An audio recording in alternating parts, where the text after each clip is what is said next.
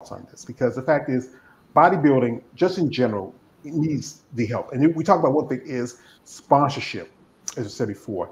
And we got to think about what if big companies like the Nikes, the Reeboks, company like Vital Water, that's Coca-Cola, or Propel, that's Pepsi. If they get involved with bodybuilding, would it help it financially wise? It would, but they never will. And the reason why they won't is because, guess what? Steroids. And since bodybuilding is automatically associated with it, even though I don't agree with that, nevertheless, in the society's mind, as long as it's automatically associated with steroids, those big companies are not going to have anything to do with it.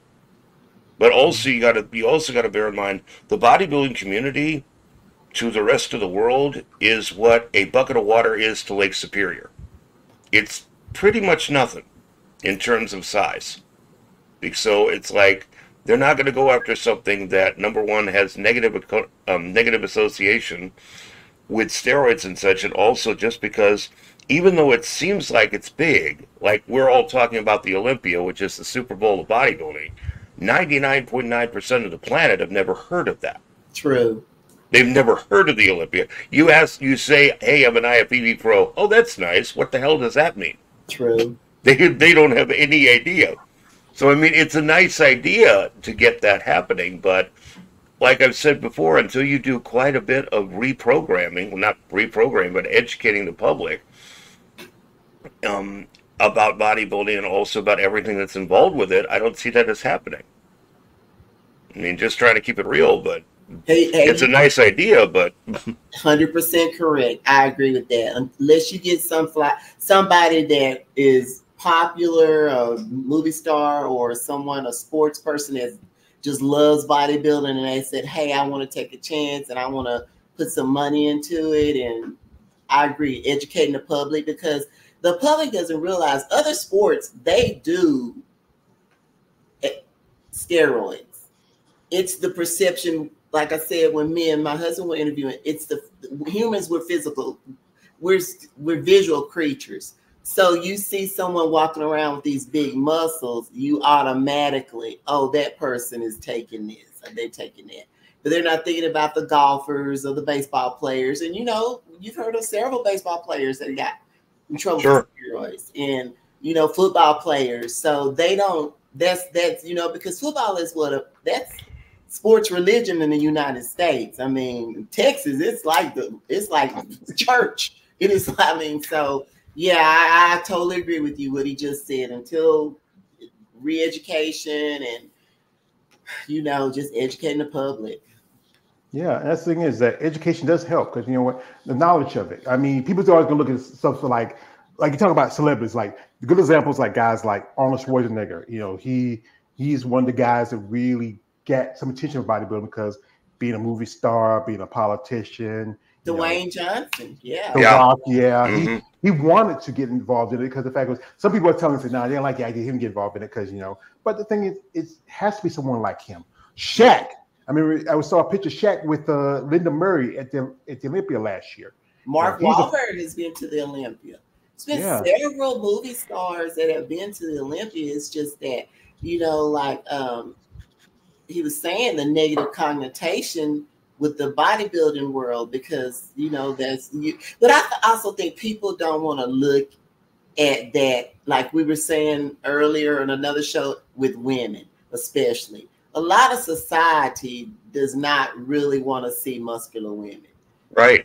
Exactly. That's off the board for them. I mean, they rather see a bikini or wellness girl. They rather see that. That's our society. So for women to walk around with, I hate to say it, sometimes more muscle than a lot of men, that's out of the question. We're not into that. So then you have that battle to face, So it's just gonna take, I guess, time and like I said, education.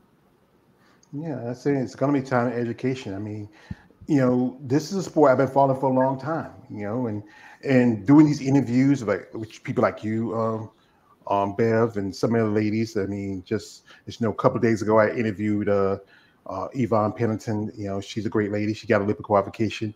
Interviewing people like Eunice, Maria. I mean, I really, you know, I'm admit my crime. My crime, I must have heard smoke. Y'all ladies excite me, but also getting to know y'all women and what y'all go through day in and day out to be respected and recognized for your commitment and passion for the sport.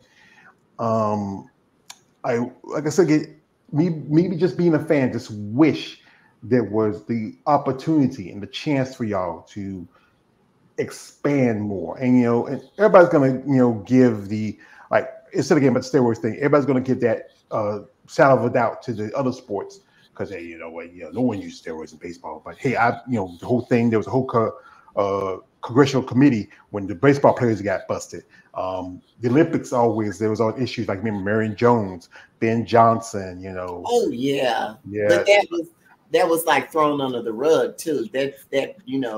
But when people look at bodybuilding, it's like, oh, those people are out there doing all these illegal drugs to look like that. And, like I said, we're physical creatures. And then on top of that, the women catch more flack for it looking, being muscular because like I said, that's not normal. It's not normal in our society for right. people. So I think for women, I think like what Eunice did, I think women like she has bad rap. I think women are going to have to really pull together and really go, hey, we deserve this amount of money. We work just as hard, if not harder.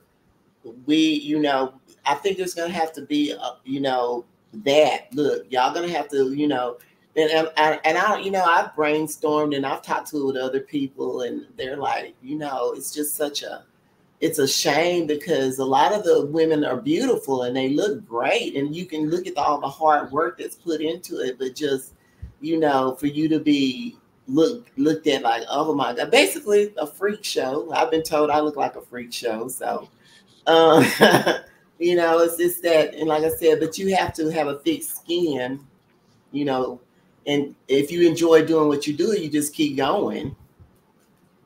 Yeah, I'm like this. I'm gonna quote my man Bernie Mac. If people don't like who you are, fuck them. Yeah. With cream through the lips, and hair goes on, cream through the lips. Yeah, I mean, I've seen people make comments. Like one lady who I follow, her birthday was a couple of days. It's Tina Parks. Everybody knows Tina Crack Queen. She's a beautiful lady. She's a mother. She's a mother with kids. She got her pro card, and she posted like how guys are always making it usually when she posted it usually guys that look like me making those comments. And I mean, come on. Yeah, generally it's people, and you have to take everything. Like my grandmother used to tell me, consider the source and go on. And you have to take a lot of things to the grave. And sometimes it's not, it depends on what day it is. It's not nice. And if you do get in your feelings, you're only human if you don't,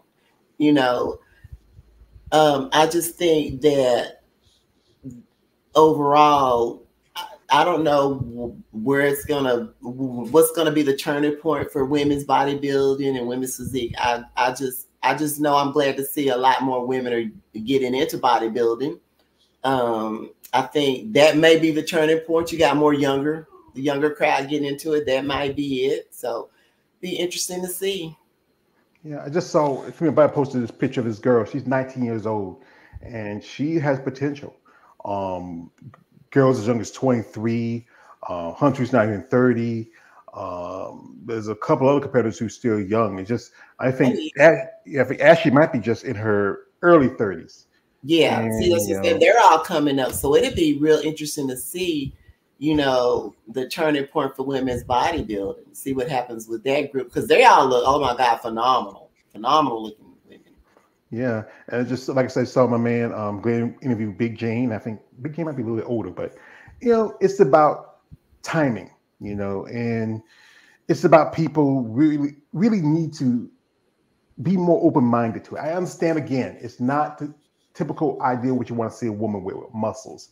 It may not be something that you're used to, but if you don't like it, then don't say nothing about it. Mind your business, move on. Focus on other things. There's so much out there you can focus on outside of this. But there's people like me and Jeremy and also Man, KL, he can't make it today because he has an interview. Shout out to KL, the Wanderer. David from Female Bodybuilding Forum.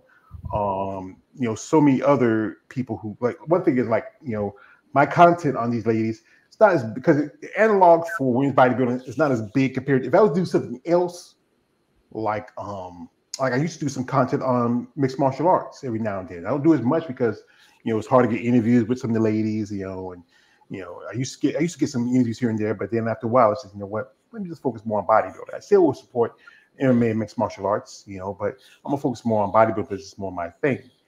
And if I remember my brother told me, say, why don't you do like sports interviews? Like, I'm not into that.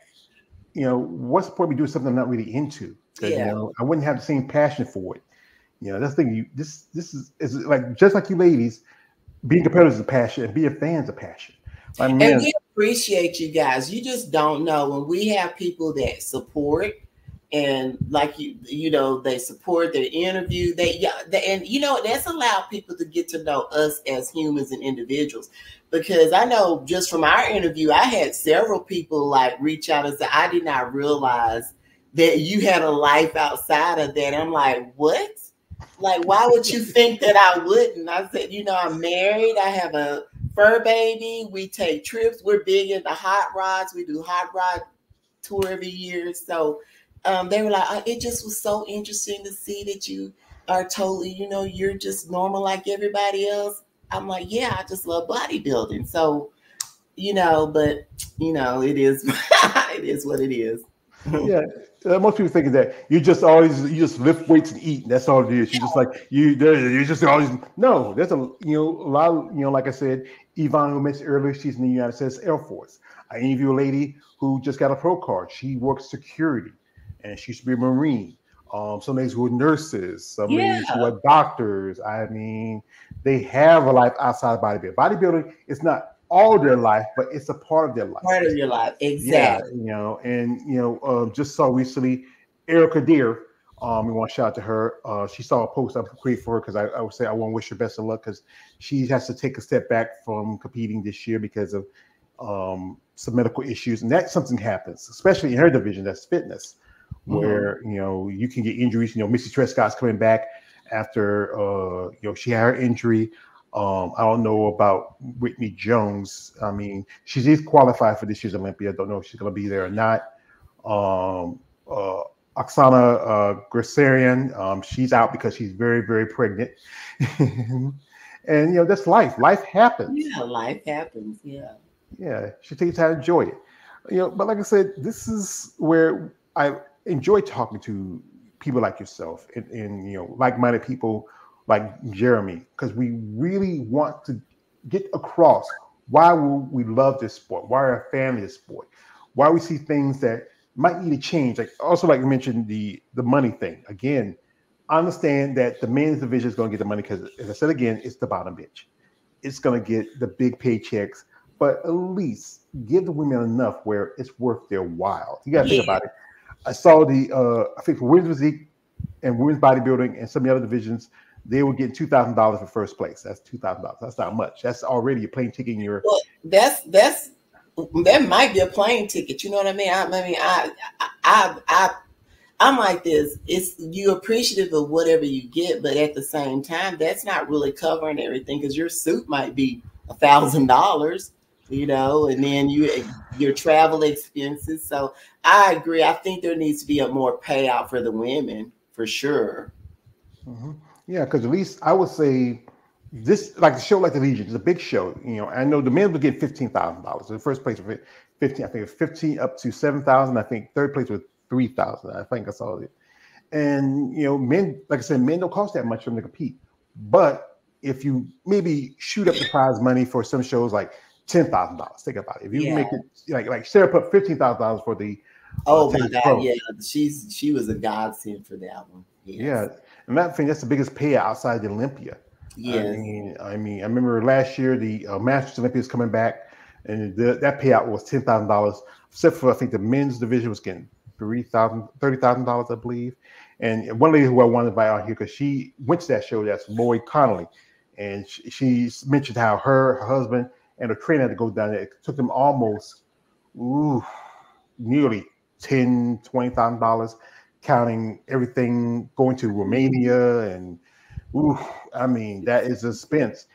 And I know I was talking with somebody said the Olympic competitors, they do pay for your plane ticket and some other stuff, but everything else is a cost. I had somebody reach out to me about, trying to get some sponsorship. I can't do much because right now I'm trying to get sponsorship because, you see in my tags, I'm not monetized because, I wouldn't make much as monetization when it comes to my channel. That's why I'm pretty much monetized free.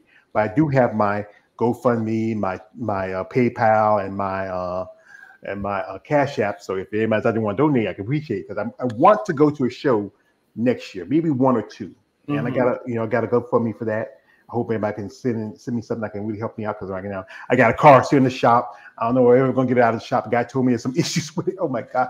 I should have took it to the other guy. I should have took it to him first, but I thought I could save some money. But I'm sure, God, you know how it is.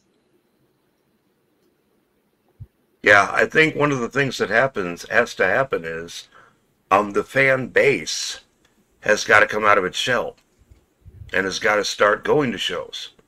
And when I say that, and I've said this before, I'll say it again, they got to start putting their money where their mouth is. They got to stop doing stuff for free. They got to stop watching people who put up the lives, put up the pay-per-views for free. Because right there, the promoter is losing money. And if they find out that people are doing that, that's all the ammunition they need to pull the division from the show, because right there, they're losing money. So I think a big thing that has to happen is they have to come out of their shell and be willing to go to shows and be willing to be identified as fans of Female Muscle. And that's very hard to do. I mean, I was a closet fan for 22 years. I didn't let anybody know that I was a fan of this. And if I'm out there, if I was doing that, you better believe others are too. And some of these fans are loaded. Some of these fans are absolutely loaded. They could take care of the financial problems in a blink of an eye, but again, they just don't want to be identified. Why do you think fans of it? Why is that? Because I think it's. Are you asking me or just asking anybody? You. Okay. I think it's twofold. I think from the part of view of society, outside of the bodybuilding community, it's like you said, women with muscle are not accepted. Especially not if you have a lot of muscle, and especially not that. That's why every single time they come out with one of these new divisions, they're going from a smaller look. Because back in the day, you look back in the 80s, it had women's bodybuilding had a whole lot more social and cultural acceptance than it does today. Yes. I mean, you had women on talk shows. You had the 1985 Miss Olympia, when the movie Pumping Iron 2 came out in the theaters, they had, a little over 5,000 people show up for that. And I mean, that's still a record to this day, because they're only there to see women's bodybuilding. So we need to bring something like that back, but that's why they're coming out with women's divisions that are always trying to be smaller, because they're wanting to recover that look, because that's what worked. So I think the first thing that's got to happen is, as far as outside the bodybuilding community, be willing to go against the grain when it comes to stereotypes, when it comes with muscular women, and have no problem identifying yourself as a fan of it.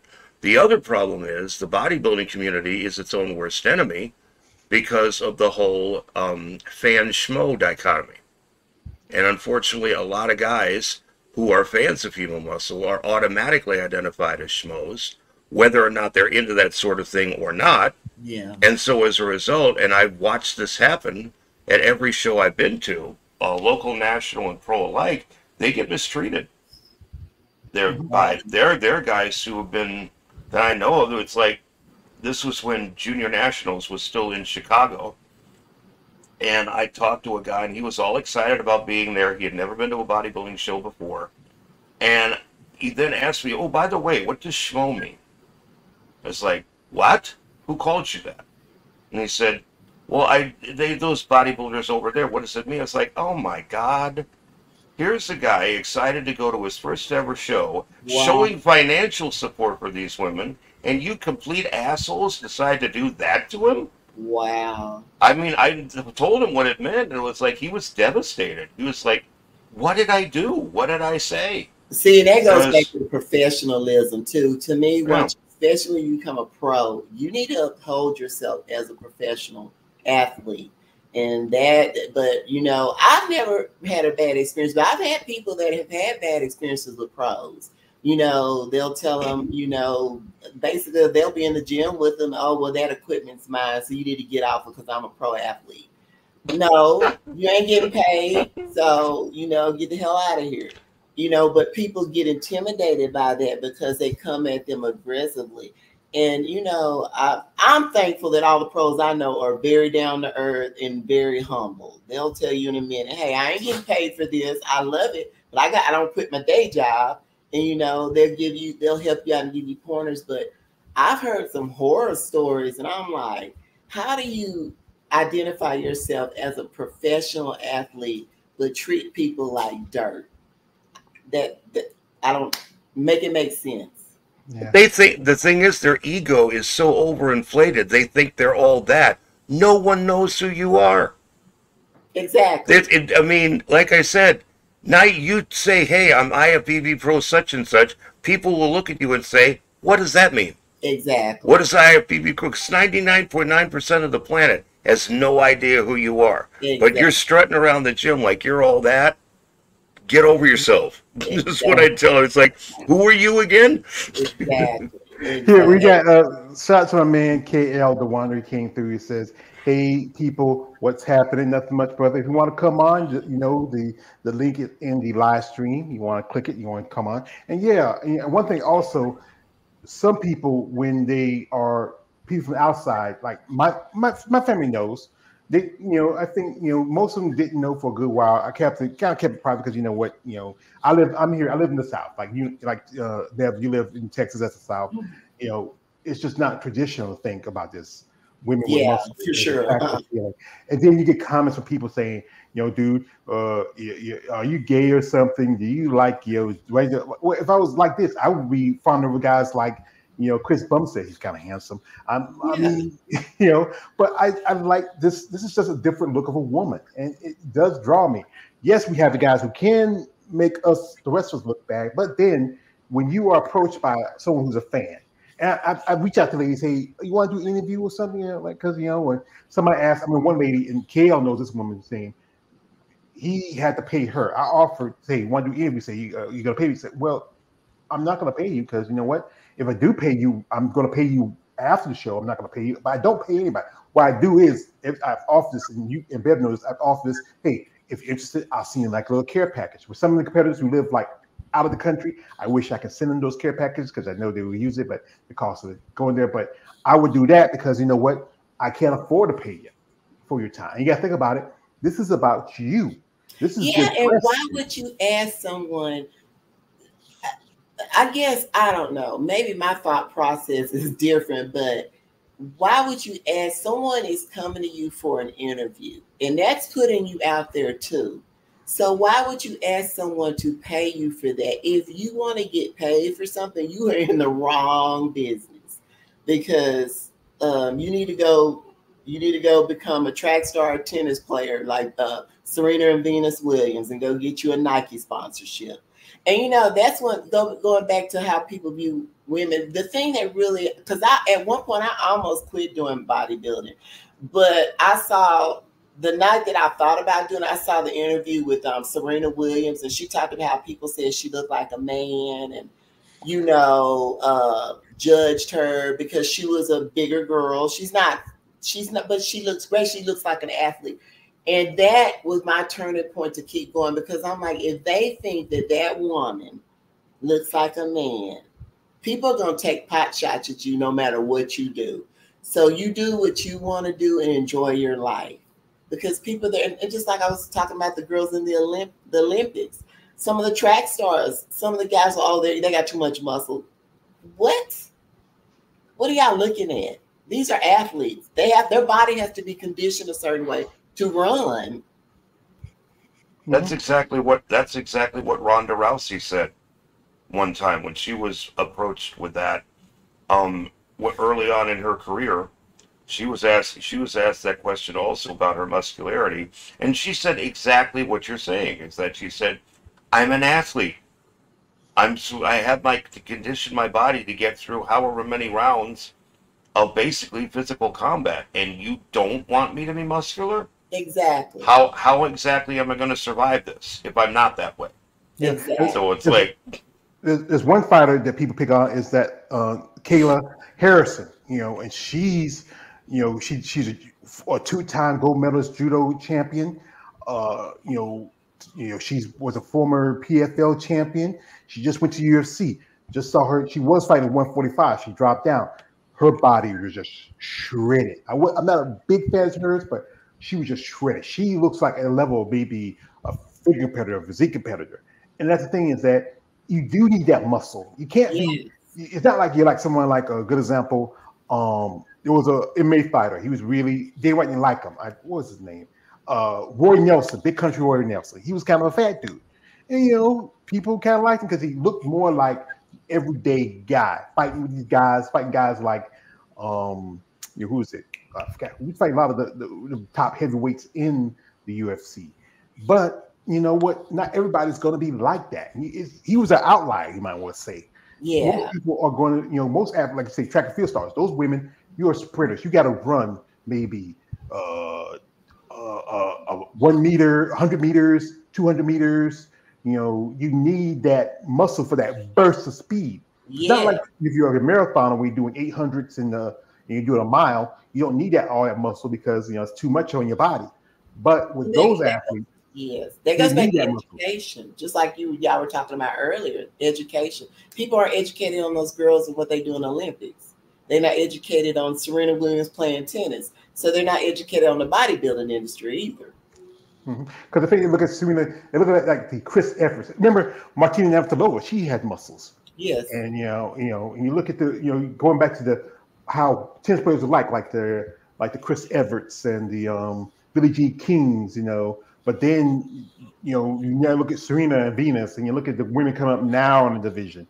They need that muscle. They have to move. They have to hit the ball. You need that. Your body needs it. You can't come in there looking like Kim Kardashian. Even she's looking a little shit. You can't be looking like the everyday woman and do those sports. You have to train, and when you're training, you get results from your training. You follow a diet. We talk about diets. One thing that's most important about being a bodybuilder.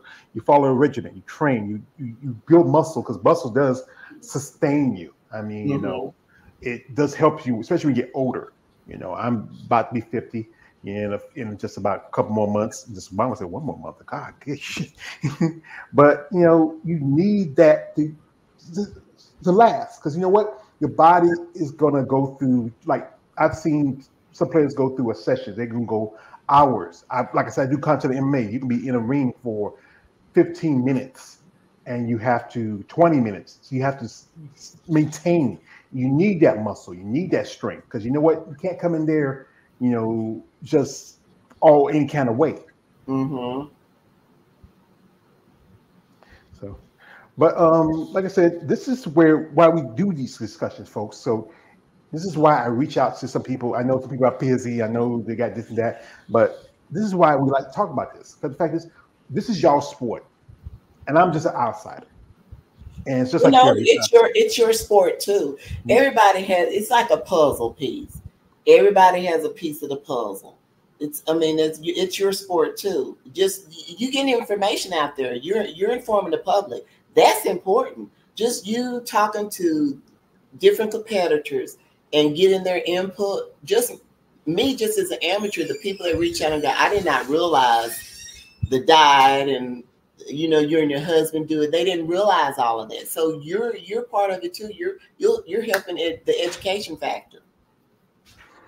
I figure, I believe that, because you know what, it does take a lot, because I didn't know as much until I started reaching out and doing interviews, and I just saw it like this, like okay, the training, the working out, yeah. But then I learned from talking with women like yourself, Bev, and many other ladies, that there's a lot to the sport, and it takes time to understand it. And that's the thing, is understanding is important. People have to be open mind for something that's different. Most people are not as open-minded to something. They regimental. They believe this. I'm saying your belief. I understand that, but be open to something different. Be understanding to someone who does something different. don't be so closed-minded to something, you know. And that thing is, we need these people out here. You know, if you are a fan of the sport and you're concerned about how you get treated, hey, you know, sometimes don't worry about those people. I've been in contact with some women that we had done an interview and then that's it. You know, we don't. You know, some ladies I'm still in contact with them. You know, I got a lady coming up I think in a couple of days we're gonna do an interview, and you know, she's a really cool lady. She just made a pro debut. Some women who reach out to me and say, "Hey, I just saw your YouTube channel. I really like what you're saying, so I'd like to do an interview." You know, I do enjoy when I get an opportunity to talk to people who really want to talk about bodybuilding, also about themselves. You know, people like Eunice. Eunice is always sending me links every so often when something's posted up. And I posted them to my stories on my IG, you know, or someone tell me, say, George, I might be doing a show. You're going to talk about it? I say, yeah, I might talk about it. What's the show? Just those little things that really, especially as a fan, being more involved in sport does help out. I wish I can do more. Where I wish I had to where sponsorships. I wish I could sponsor competitors. You know, I don't have deep pockets like that. I'm broke. It's about the end of the month. First of the month's coming up. I got to pay my rent, my light bill, and that's it. And I'm about broke. But that's why I have this channel and I do this content. I do talk about you ladies, you competitors, because the fact is, you do need recognition. People go talk about the guys. It's awesome, you know. Everybody's gonna talk about, you know, as you saw, Big Robin's not gonna compete this year. He's going through some stuff, I said again, Erica Deer, she's not gonna compete because she's going through stuff. You know, those you need to know this stuff. And if you're a fan of the sport, don't be afraid. I mean, you know, I understand people's gonna pick on you and say stuff about you, yeah, but that's it. That's their problem. That's their headache. If this is something, if you don't, like I said, if you don't like something, then don't say, not just keep mouth shut. Yeah, but a lot of people in today's society aren't happy with themselves, so they gotta misery loves company. So they gotta bring other people down because we live in a society of keyboard warriors, and you know they won't say that stuff to your face. They want to say it behind a screen. So, you know, in order for you to stay happy and for you to be happy, you have to enjoy what you want to enjoy and love your life. And I appreciate y'all doing these interviews because also it's a way to connect you with other people and find out, hey, it might be somebody in another state saying, hey, I'm going to come through Texas. What gyms do y'all have? Just simple things like that. And just you helping to educate the public, people that are watching, because there have been several people that watch this, you know, that had no clue about bodybuilding. And they were like, oh, wow, you know, didn't have a clue. Now I know.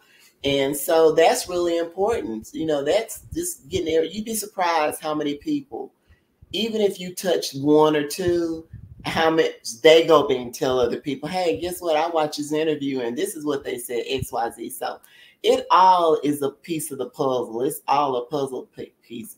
We just need to, you know,